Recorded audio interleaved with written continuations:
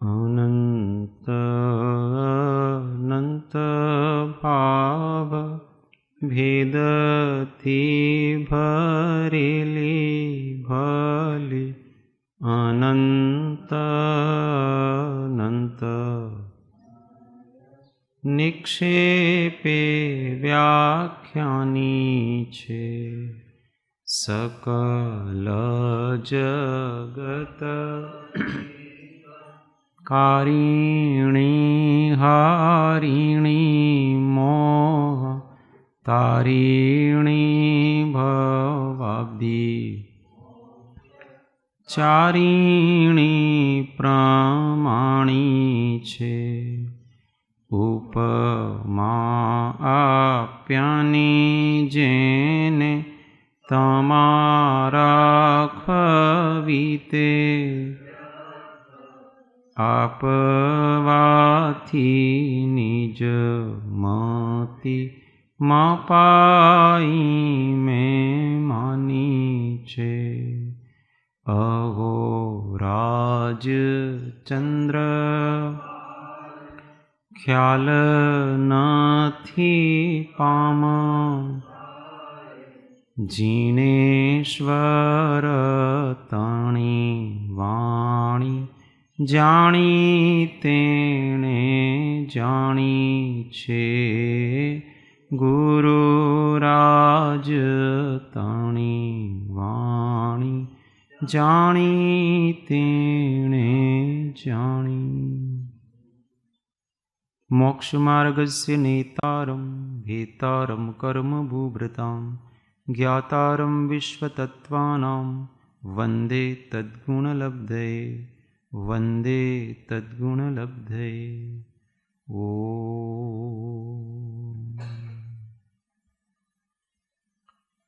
જય સદ્ગુરુ.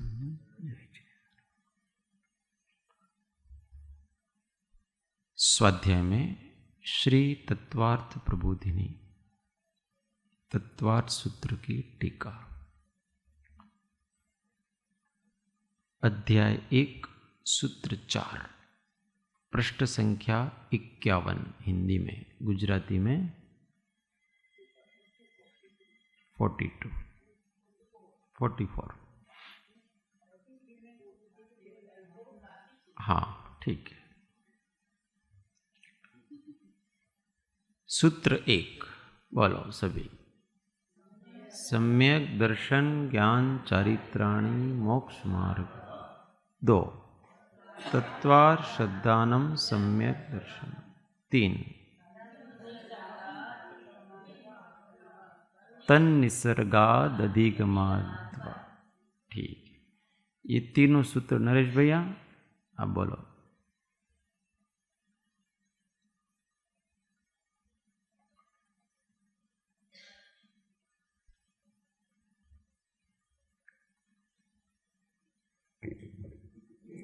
सम्यक दर्शन ज्ञान चारित्राणि मोक्ष मार्ग. गुड. तत्व श्रद्धानम सम्यक दर्शनम. गलत, फिर से बोलो.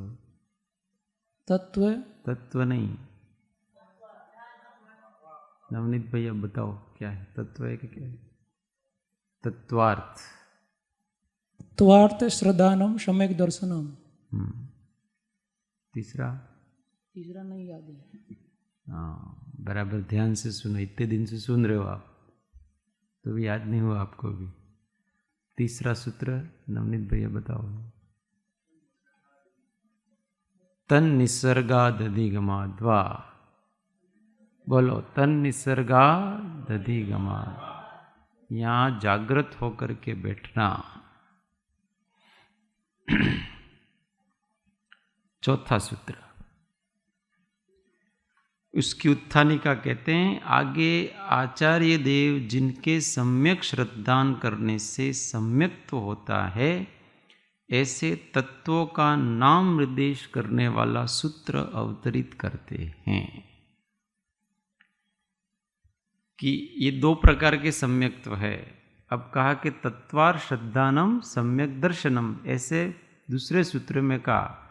अब यहाँ शिष्य पूछता है कि वो पदार्थ कौन से हैं, वो तत्व कौन से हैं कि जिनका श्रद्धान करने से सम्यक दर्शन होता है। तो अब उन तत्वार्थों को बताने वाला सूत्र कहते हैं। सूत्र 4, एक बार मैं बोलूंगा, एक बार आप बोलना। पूरा सूत्र एक साथ बोलेंगे, मैं बोलूंगा उसके बाद। पृष्ठ संख्या 44 गुजराती में, हिंदी में 51। जीवा जीवाश्रव बंध संवर निर्जरा मोक्षास्तत्वम्। जीवा जीवा संवर निर्जरा मोक्षास्तत्वम्। जीवा जीवाश्रव बंध संवर निर्जरा मोक्षास्तत्वम्। जीवा जीवा संवर निर्जरा। जीवा जीवाश्रव बंध संवर निर्जरा मोक्षास्तत्वम्। जीवा जीवा श्रव बंध संवर निर्जरा मोक्षास्तत्वम्। Very good. नरेश भैया बोलो, देख के, बिना देखे। जीवा जीवाश्रव बंध संवर निर्जरा मोक्ष तत्व। मोक्ष मोक्षास्तत्वम्। मोक्षा क्षा है, फिर से बोलो। जीवा जीवाश्रव बंध संवर निर्जरा मोक्षास्तत्वम्। मोक्षास्तत्वम्। मोक्षास्तत्वम्। Very good. किस किस को नहीं आया बोलने? बधाने आवड़ी गયું? सुधा તમને બોલતા આવડી ગયું? બોલો ને જરા, માઇકમાં બોલો, માઇકમાં।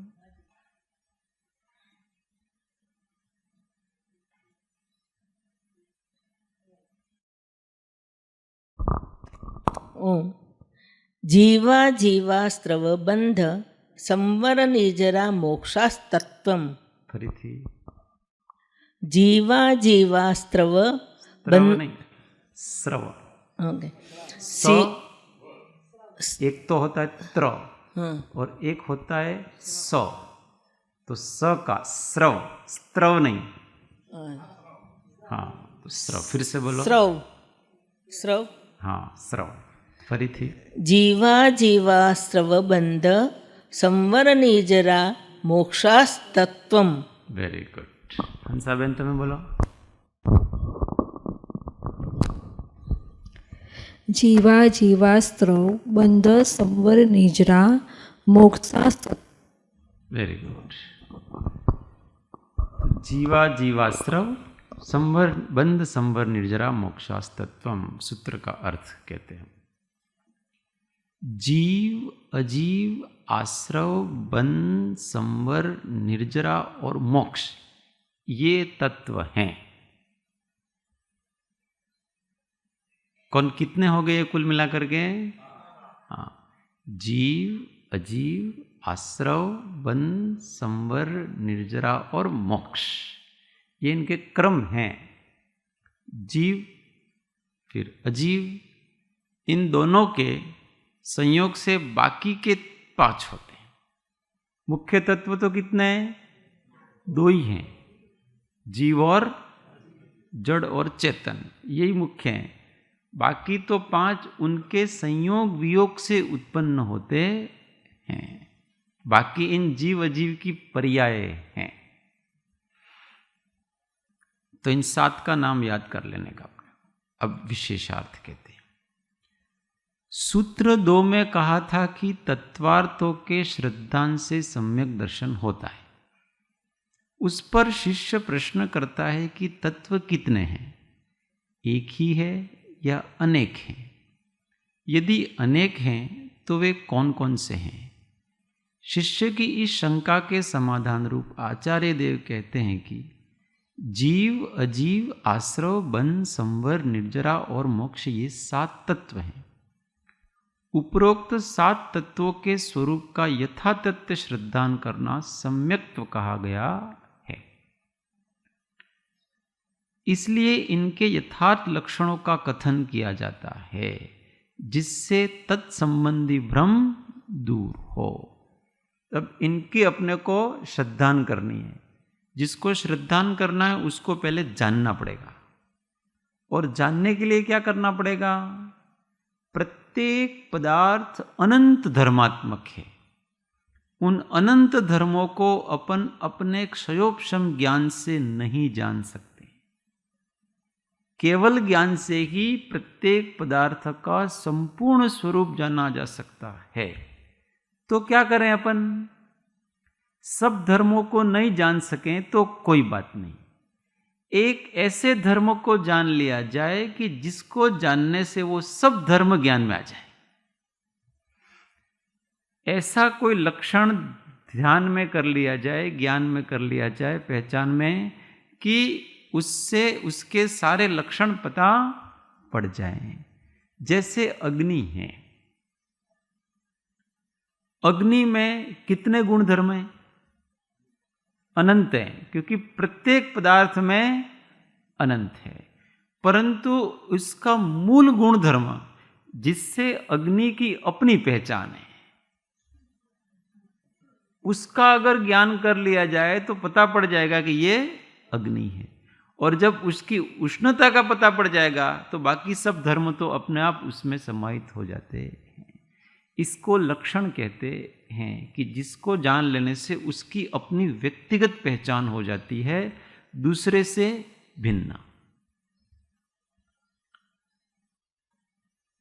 स्वलक्षण उसे कहते हैं जो उस पदार्थ के अतिरिक्त अन्य में न हो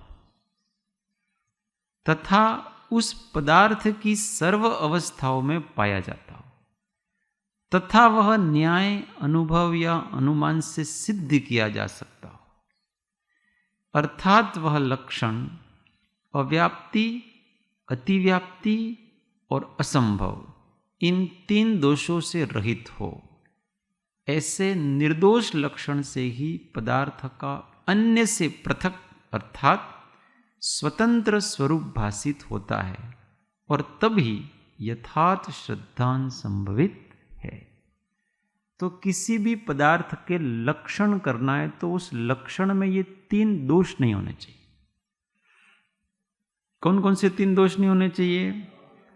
अव्याप्ति, अतिव्याप्ति और असंभव। अव्याप्ति किसको कहते हैं? कि जिसका लक्षण करना है उस लक्ष्य में, हाँ तुम्हें क्या कहते हैं, हाँ, तो उस लक्ष्य के जो भी लक्ष्य कर रहे हैं उसमें सब लक्ष्यों में वो होना चाहिए, उसका अभाव नहीं होना चाहिए। जैसे जीव हमारा लक्ष्य है जानना, उसका लक्षण करना है तो ऐसा लक्षण कि वो सभी जीवों में होना चाहिए। ऐसा नहीं कि थोड़े जीवों में तो हो और थोड़े जीवों में नहीं हो। संसारी जीव में तो वो हो और असंसारी मतलब सिद्ध जीवों में न हो। ऐसा जैसे कि जीव का लक्षण ऐसा कहें कि केवल ज्ञान स्वरूप होता है वो जीव है। अभी केवल ज्ञान को जीव का लक्षण करेंगे तो क्या होगा? अव्याप्ति दोष आएगा। क्यों अव्याप्ति दोष आएगा? हाँ बोलो, केवल ज्ञान है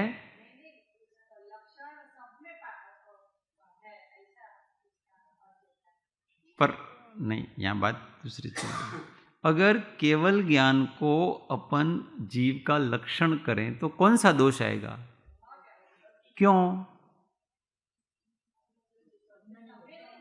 हाँ, ये बात उत्तर ये देना है कि जो लक्ष्य किया है उस सभी जीवों में ये पाया जाता नहीं है, केवल अरिहंत और सिद्धों में ही ये लक्षण पाया जाता है। इसका मतलब बाकी के जीव नहीं ठहरेंगे फिर, क्योंकि आपने जीव का लक्षण किया है और केवल ज्ञान किया है। मेरे अंदर केवल ज्ञान नहीं है इसलिए मैं जीव नहीं हूं। परंतु ऐसा तो हो नहीं सकता कि मैं जीव नहीं हूं। इसका मतलब ऐसा लक्षण करना चाहिए कि जो सब जीवों में हो, तो फिर अव्याप्ति दोष से वो मुक्त हो जाएगा वो लक्षण। दूसरा अतिव्याप्ति, कि अगर वो लक्षण जो लक्ष्य किया है उसके अतिरिक्त अलक्ष्य में भी हो, उसको अतिव्याप्ति कहते हैं। जिसकी सिद्धि करनी है उसको लक्ष्य कहते हैं, उसके अतिरिक्त जिसकी सिद्धि नहीं करनी है उसको अलक्ष्य कहते हैं। तो लक्ष्य के अलावा अलक्ष्य में भी अगर वो जाता है, वो पाया जाता है, तो वो अतिव्याप्ति दोष है। जैसे जीव का लक्षण करें अमूर्तिक, कि जीव कैसा होता है, तो जीव अमूर्तिक होता है। अब ऐसा जब अपन लक्षण करेंगे तो जीव के अतिरिक्त अन्य भी पदार्थ अमूर्तिक हैं, उनको भी जीव कहना पड़ेगा। अन्य कौन कौन से पदार्थ अमूर्तिक हैं? तो आकाश भी अमूर्तिक है, काल भी, हवा अमूर्तिक नहीं है काल भी अमूर्तिक है, धर्मास्तिका भी अमूर्तिक है और अधर्मास्तिका भी। इसका मतलब उनमें भी जीवत्वपना आ जाएगा कि ये सब भी जीव माने जाएंगे, और वो तो गलत बात है, वो जीव नहीं है। तो ऐसा मानने से कौन सा दोष आएगा? अतिव्याप्ति दोष आएगा। और असंभव, जो हो ही नहीं, उसके जस्ट विपरीत। जैसे जीव में जड़पना माने कि जो स्पर्श सहित है, जो रस सहित है, जो गंध सहित है, जो ये रूप रंग है, ये जीव है, ऐसा माने तो ये असंभव है। क्यों असंभव है?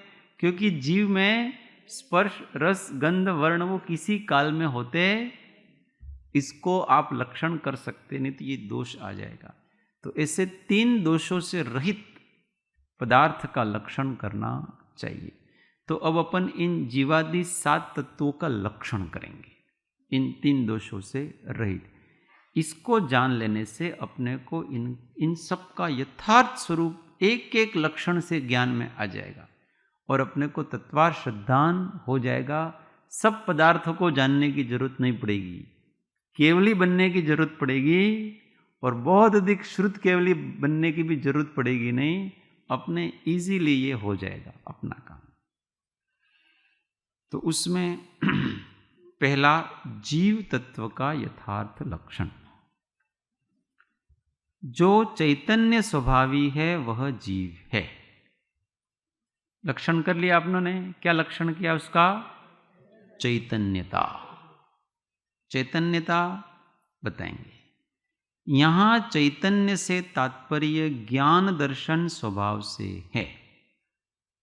चैतन्य का मतलब हिलने डुलने वाला नहीं। अगर हिलने डुलने वाला उसको चैतन्य कहेंगे तो पंखा भी हिलता डुलता है, ये कपड़ा भी हिलता डुलता है, सब हिलते डुलते हैं। इससे कोई ये चैतन्य नहीं हो जाते हैं। जिनमें संवेदन, ज्ञान दर्शन, अनुभवन, संवित्ति, सुख दुख का वेदन, ये जिसका लक्षण है उसको अपन चैतन्य कहते हैं। ये चैतन्य का लक्षण। ये हाथ वगैरह हिलते हैं इसलिए जीव हैं ऐसा नहीं है। ये तो हवा में भी इससे भी हिलेंगे, परंतु इस देह के अंदर जो जानने देखने वाला, सुख दुख का वेदन करने वाला है वो जीव है। अगर वो हिले डुले नहीं तो भी जीव है। देखो, सिद्ध भगवान अपनी जगह से कहीं जाते ही नहीं है, तो भी सबको जानते हैं, इसलिए वो जीव है। अनुभवन कर रहे हैं इसलिए वो जीव है। तो चैतन्य का अर्थ है ज्ञान दर्शन, जानना देखना, संवेदन करना, अनुभवन करना। ये उस चैतन्य का स्वरूप है। जीव का चैतन्य लक्षण एकेंद्रिय से लगाकर पंचेंद्रिय तथा सिद्ध सभी में पाया जाता है, इसलिए अव्याप्ति दोष से रहित है। चैतन्य लक्षण निगोद का जीव भी चैतन्यता सहित है। वो भी जानता देखता है कि नहीं, सुख दुख का संवेदन करता है। और सिद्ध जीव हैं उनमें भी चैतन्यता पाई जाती है। अगर सिद्धों में चैतन्य लक्षण न हो तो क्या होगा? कोई कोई दर्शन वाले ऐसा कहते हैं कि बुद्धि आदि ज्ञान का नाश हो जाता है और जहां शून्यता आ जाती है तो वो मुक्ति कहलाती है। कुछ भी ज्ञान में नहीं रहता है और बस कुछ जड़ के जैसा हो जाना, उसका नाम वो मुक्ति मानते हैं। तो मोक्ष में क्या होगा? आप कुछ जानेंगे नहीं, कुछ नहीं, बस शून्य हो जाएंगे। इसलिए लोग फिर ऐसे दर्शनों को मानने वाले लोग जड़ समाधि में जाना चाहते कि मेरे को किसी का भी पता नहीं पड़ना चाहिए। तेरे को किसी का भी पता नहीं पड़ेगा तो तेरा खुद का कैसे पता पड़ेगा? अगर ज्ञान ही नहीं है तो मुक्त हुए, उस मुक्त होने का आनंद है ना, अपना मुक्ति का अपना आनंद है, उस आनंद को कौन जानेगा? और जब हम आनंद को हम ही नहीं जान सकेंगे तो हमारे मुक्त होने का फल क्या? कोई फल नहीं। कोई यूं कहे कि अभी आपको सम्यक दर्शन देते हैं परंतु आपके ज्ञान को छीन लेते हैं। सम्यक दर्शन तो आपको दिया जाएगा परंतु आपको पता पड़ेगा नहीं। ऐसे सम्यक दर्शन को लेके हम क्या करेंगे? हमको पता पड़े, हमको अनुभव हो, उसी का तो हमको लाभ है। हमको अनुभव नहीं हो उसका हमको कोई लाभ नहीं है। तो ऐसे आत्मा में शून्यपना नहीं है, चैतन्यपना हर अवस्था में पाया जाता है।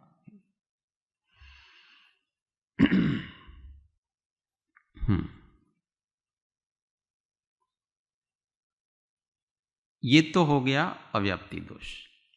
जीव के अतिरिक्त अन्य किसी में भी किंचित भी नहीं पाया जाता है, अतः अव्याप्ति दोष से रहित है।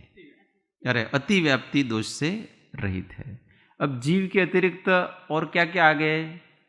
पुद्गल, धर्मास्तिकाय, अधर्मास्तिकाय, आकाश और काल। इनमें ये चैतन्य लक्षण किंचित भी नहीं पाया जाता, जरा भी पाया जाता नहीं है। इसलिए ये अतिव्याप्ति दोष से भी रहित है। तथा चैतन्य लक्षण न्याय, अनुभव और अनुमान से सिद्ध होता है, इसलिए असंभव दोष से रहित है। हम सब प्रत्यक्ष चैतन्य अनुभव करते हैं, कुछ न कुछ अनुभव से भी सिद्ध है, न्याय से भी सिद्ध है और अनुमान से भी सिद्ध है। अभी अनुमान से सिद्ध का मतलब ऐसा है कि जैसे ये वृक्ष है, आपको आप तो चैतन्य स्वभावी हो पर हम वृक्ष को चैतन्य नहीं मानते,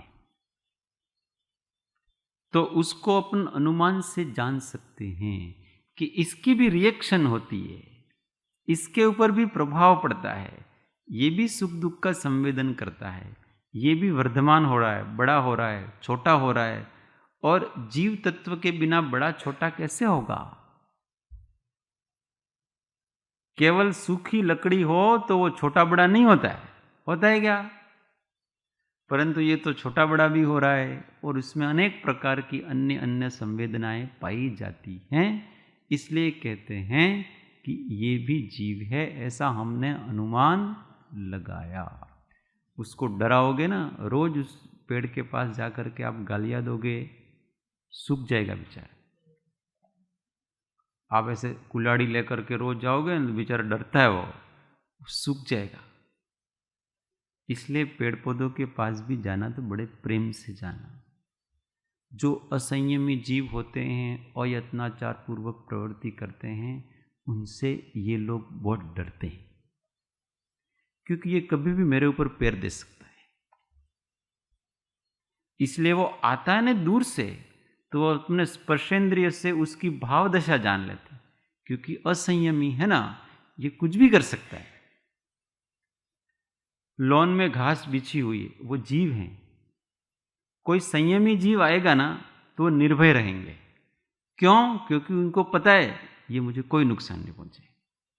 क्यों? क्योंकि उनकी वृत्ति उनको पता पड़ती है। और कोई असंयमी जीव आ गया तो वो डरते हैं, हाँ, ये कभी भी मेरे ऊपर पैर रखेगा, भयभीत होते हैं। उसकी लेशा से उनको पता पड़ जाता है, उसके पुद्गलों की वर्गणाओं से उसको पता पड़ जाता है, इसलिए वो डरते। इसलिए ज्ञानी, संयमी, करुणावान जीवों से कोई नहीं डरता है। हम पढ़ते थे तो हमारे एक मैडम थे, वो इतने कोमल थे, इतने मधुर बोलते थे, वो आते हमको कभी डर नहीं लगता। अगर हमने होमवर्क नहीं किया तो भी डर नहीं लगता, क्योंकि उन्होंने कभी गुस्सा नहीं किया। वो सब प्रेम से टैकल करते थे और एक दूसरे सर थे। वो दूर से दिखते हैं तो भी डर लगता है। उनके पदचाप, उनके एक विचित्र प्रकार के बूट थे, खटखट होते थे उनके, और उनकी आवाज आती है और हमारे घबराहट हो जाती थी इससे। क्यों? क्योंकि अगर होमवर्क अगर हमको नहीं आया, बीच में भूल गए, ये मार भी सकते हैं।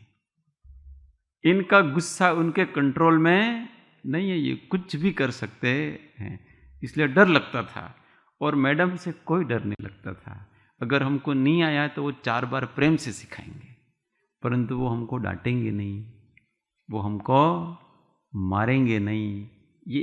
ये निर्भयता था, ये उनके व्यक्तित्व में था, और उनके व्यक्तित्व में वो स्थायी रूप से आ चुका था। इसलिए सामने वाला जीव निर्भय रहता है। ये है, जगत को निर्भय करते हैं पंच महावृतधारी।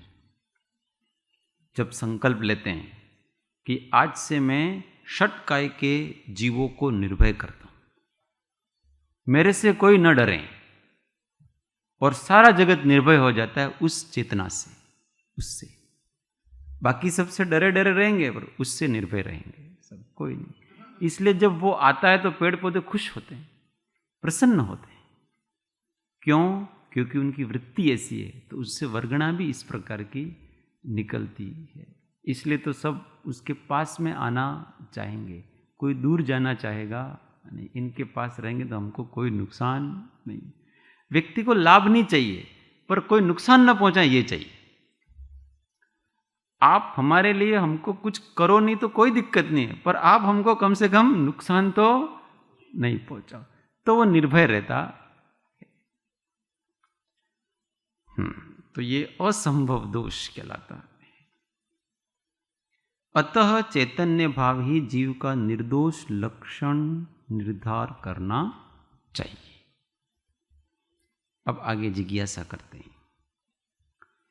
जीव का लक्षण मात्र चैतन्य न मानकर शुद्ध चैतन्य माने तो क्या दोष है? मोक्ष प्रयोजन में यह लक्षण अधिक प्रयोजनभूत है। देखो, प्रश्न समझ में आया? कोई कोई यूं कहते हैं कि जीव है वो शुद्ध चैतन्य है, और यहां चैतन्य ऐसा कहा, तो हमको शुद्ध चैतन्य लक्षण माने तो क्या दोष है? तो समाधान नहीं, ऐसा नहीं मानना चाहिए। क्योंकि प्रथम तो शुद्ध चैतन्य लक्षण सांप्रत नय से केवल अरिहंत सिद्ध में ही पाया जाता है। शुद्ध चैतन्य सांप्रत नय से मतलब वर्तमान पर्याय अपेक्षा से किस में पाया जाता है? अरिहंत सिद्ध में। तो वो शुद्ध चैतन्य अरिहंत सिद्ध ही जीव हुए, बाकी सब जीव हुए नहीं, तो कौन सा दोष आ जाएगा?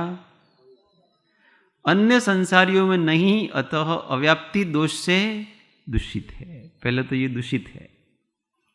दूसरा दोष यह है कि जैसी दशा नहीं है वैसी दशा मानने से अति परिणामीपना होकर स्वरूप में भ्रम दशा रहती है। ये दूसरा कि भाई हम अभी शुद्ध चैतन्य नहीं है और हम अपने आप को शुद्ध चैतन्य मानेंगे तो ये तो भ्रम दशा है। हम अभी केवली नहीं हैं, हम अभी सिद्ध नहीं हैं, और हम अपने आप को क्या मानेंगे? हम राग द्वेष रहित शुद्ध चैतन्य हैं। अगर ऐसा मानेंगे तो भ्रम है, इससे तो मिथ्यात्व बढ़ता है। इसलिए ऐसा मानने की जरूरत नहीं है। ये जो ऐसा ध्यान में कहा जाता है ना, मैं शुद्ध हूँ, बुद्ध हूँ, ये निश्चय नय को, शुद्ध निश्चय नय को ध्यान में रख करके शक्ति अपेक्षा से कहा जा रहा है। कोई वर्तमान में ही ऐसा माने तो फिर ध्यान क्यों कर रहे हो आप तो पहले से ही हो। ध्यान तो पाने के लिए किया जाता है। अब आप पहले से ही वो हो तो क्यों ध्यान किया जा रहा है? उसमें तो आप तो पहले से शुद्ध चैतन्य हो, प्रयास करने की कोई जरूरत नहीं। तो अपेक्षा से माना जा रहा है, वहां स्वभाव की दृष्टि से ऐसा होने की योग्यता है। जैसी योग्यता है, जैसी शक्ति है, उस शक्ति को अगर हम बारंबार स्मरण करेंगे तो वो शक्ति प्रकट होगी। शक्ति और स्वभाव को प्रकट करने का ये तरीका है कि बारंबार उसका स्मरण किया जाए, बारंबार उसकी भावना की जाए तो प्रकट होता। इसलिए हम भावना कर रहे हैं, न कि ऐसा हम अपने आप को मान रहे हैं, और फिर प्रकट होगी अपने आप। जैसे जिसमें केवल ज्ञान वर्तमान दशा में नहीं है और वह वर्तमान में ही अपने को केवल ज्ञानी माने, तो यह तो मात्र भ्रम दशा है और भ्रम नाम मिथ्यात्व का है। क्योंकि जो जैसा है वैसा न मानना उसे मिथ्यात्व कहते हैं। अतः नए विवक्षा के बिना ऋजुसूत्र नय की अपेक्षा ही अपने आप को संसारी दशा में शुद्ध मानना स्वरूप विपर्यास का लक्षण है। किस नय की अपेक्षा से? ऋजुसूत्र नय क्या करता है? वर्तमान में जो जैसा परिणमन कर रहा है वैसा ही उसको विषय करना, इसका नाम ऋजुसूत्र है। सरल। जैसे कोई बच्चा पढ़ा रहा है तो ऋजुसूत्र नय से देखने वाला व्यक्ति क्या? टीचर कहेगा उसको क्या कहेगा? वास्तव में वो टीचर नहीं है, परंतु टीचर ने उसको अन्य बच्चों को सिखाने के लिए कहा, तो थोड़ी देर के लिए वो टीचर का काम कर रहा है। तो ऋजुसूत्र नय वाला तो उतने समय तक उसको क्या कहेगा? ये टीचर ही है।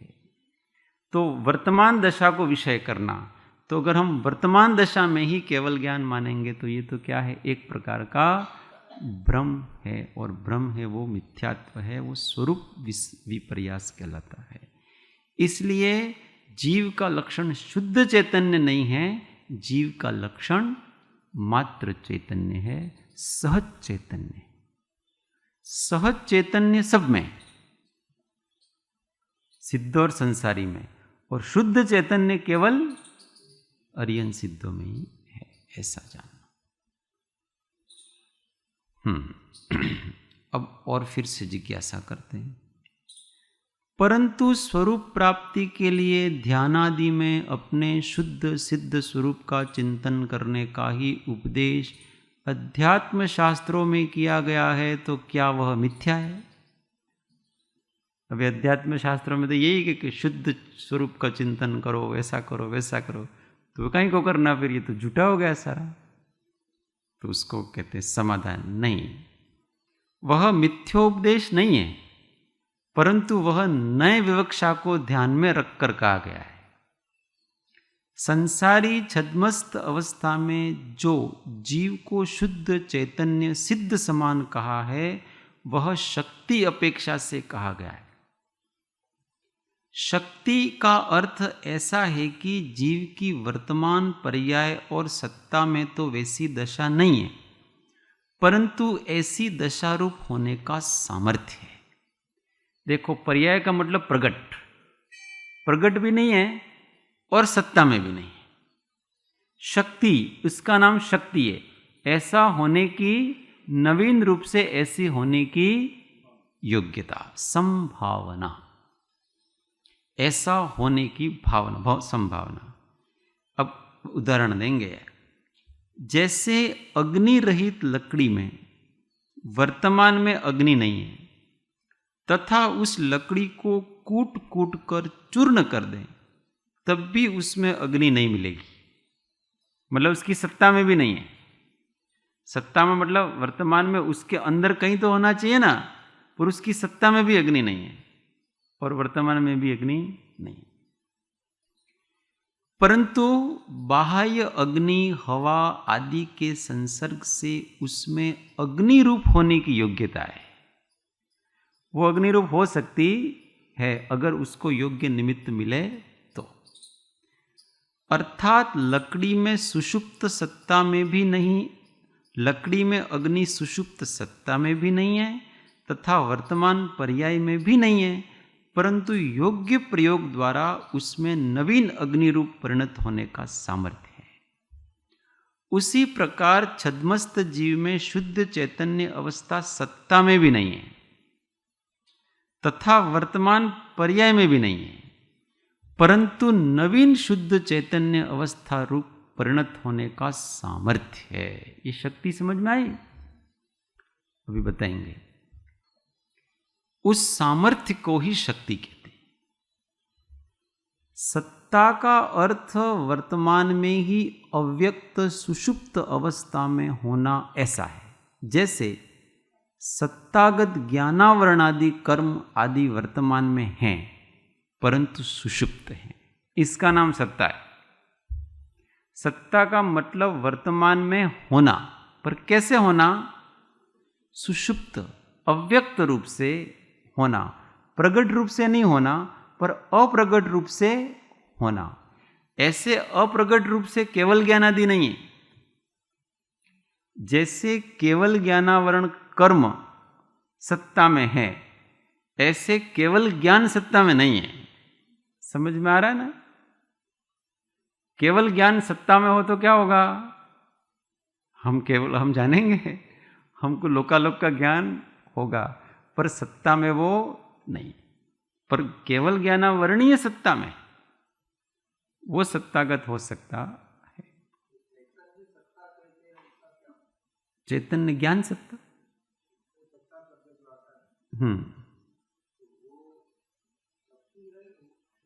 वो सत्ता है। सत्य का मतलब होना, तो वो उसमें गुण के रूप में, गुण रूप में लेना कि ज्ञान गुण है, परंतु केवल ज्ञान पर्यायों की हमेशा नवीन उत्पत्ति होती है, और द्रव्य और गुण हमेशा सत्ता रूप में रहते हैं।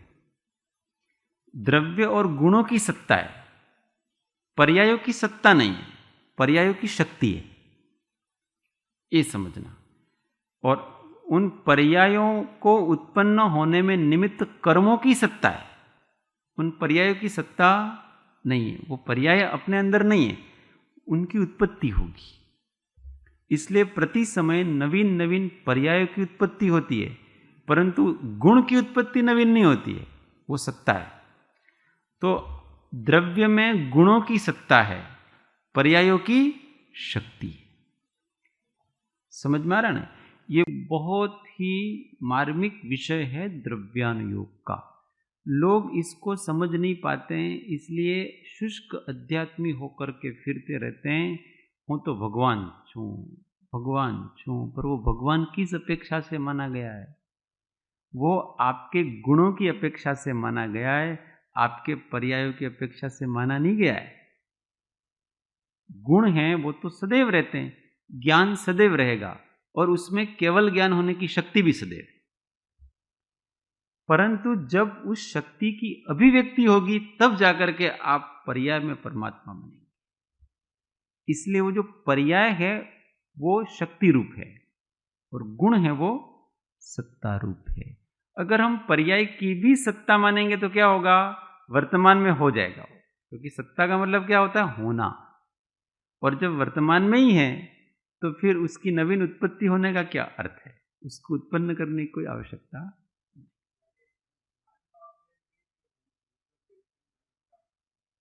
हाँ,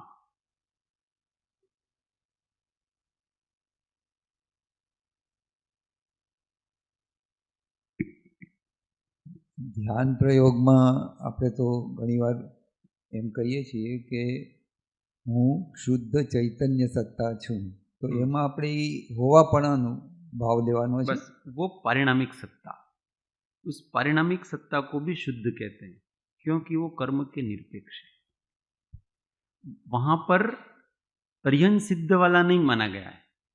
वो जो अपने स्वभाव का ध्यान किया जाता है, सहज स्वभाव का ध्यान किया जाता है, वहाँ अर्यन सिद्ध वाला नहीं माना जा रहा है। वहाँ उसका जो सहज पारिणामिक परम पारिणामिक भाव है उसको कहते हैं वो शुद्ध सत्ता है, क्योंकि वो जीव भाव है, उसमें वो न प्रमत्त है न अप्रमत्त है, वो केवल है। એટલે હોવાપણું, वो होवापन, बस હોવાપણું કે હું છું, બસ। बस सत्य, वही कल की बात आई थी। वो ही अपना आश्रय है। अपने उपयोग को वहां लगाएंगे तब नवीन नवीन पर्याय उत्पत्ति, क्योंकि राग द्वेष का नाश उसी से होगा। बाकी हम कितने भी हम रटते रहेंगे, मैं केवल ज्ञानी हूं, मैं ये हूं वो, राग द्वेष नहीं है। भ्रम बढ़ता रहेगा उसका। आपके अंदर ऐसी होने की शक्ति है, और उस शक्ति की अभिव्यक्ति कैसे होगी? वो जो सहज पारिणामिक भाव जो वर्तमान में है, ये सारे भाव तो उत्पन्न होंगे, औदैहिक, क्षायिक, क्षयोपशमिक, औपशमिक, इन सब का तो क्या होगा? अपने समय पर उदय होता है। पारिणामिक भाव का उदय अस्त नहीं होता है, वो तो हमेशा चल रहा है। उसको जब हम अपने उपयोग का विषय बनाएंगे तो ये क्षय उपशम, क्षयोपशम आदि सब कुछ अपने आप होता रहेगा। राग द्वेष चले जाएंगे, शुद्धि बढ़ती जाएगी। हर एक परिस्थिति में, सुख में, दुख में, मान में, अपमान में, हर्ष में, शोक में, साता में, असाता में, केवल इतना ही कि बस मैं केवल ज्ञान मात्र में हूं बस, और मुझे केवल शांत निराकुल ज्ञाता होकर के ही रहना, यही मेरा स्वरूप। कुछ नहीं करना है, न कर्म को लाना है, न कर्म को निकालना है। आप जैसे हो वैसे हो करके रहो। ध्यान में यही भावना की जाती है, स्वभाव में की भावना की जाती है। इसमें शांत निराकुल सहज तत्व हो, निष्कारण तत्व हो। मेरी उत्पत्ति नहीं है, इसलिए मेरा नाश नहीं। अभी केवल ज्ञान की तो उत्पत्ति हो रही है, परंतु यहां मेरी उत्पत्ति नहीं हो रही है, इसलिए मेरा नाश भी नहीं। ये जो अनादि अनंत जो पारिणामिक तत्व है, भाव है, वो उसको पकड़ना, उसकी सत्ता है, उसकी सत्ता है। और बाकी के चार भाव है उनका, उनकी शक्ति। देखो, मति ज्ञान की जैसे क्रोध है, तो क्रोध मोहनीय कर्म है, उसकी सत्ता है, पर क्रोध के परिणति की शक्ति है। जिसके अंदर क्रोध मोहनीय कर्म है, उसको हम कहेंगे कि ये क्रोध रूप हो सकता है, इसमें शक्ति है।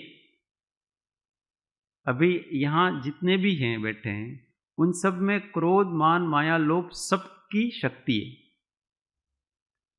परंतु प्रकट नहीं है, अभी शक्ति है।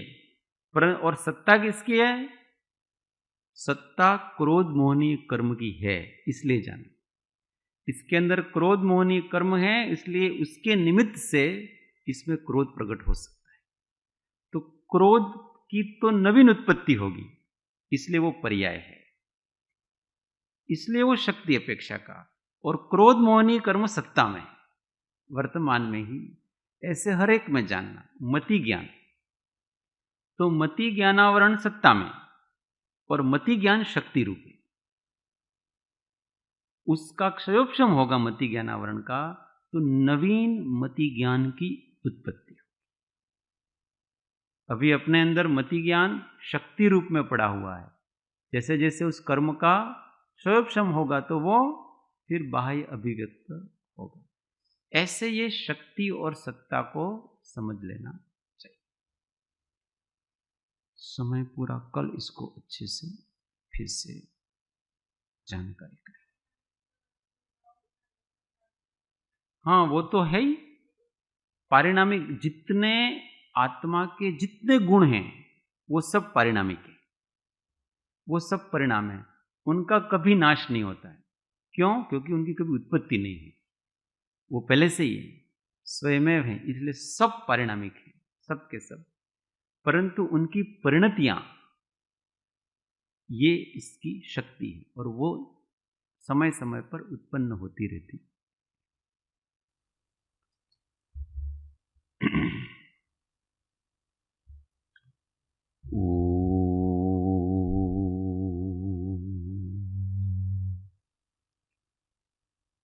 जावाणी के ज्ञान से सूझे लो कालो, सोवाणी मस्तक नमो सदा देत हूँ। ये जिनवाणी ती तो है जपो दिन रेन, जो तेरा शरणा लगे सो पावे सुख चैन। देव भजो अरिहंत को, गुरु सेवो निर्ग्रंथ, दया धर्म पालो सदा, यही मोक्ष का पन। नौ नमस्कार। महामंत्र आत्म अनुसंधान।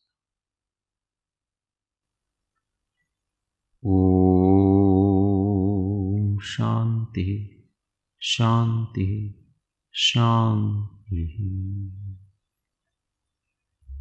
जय सद्गुरु।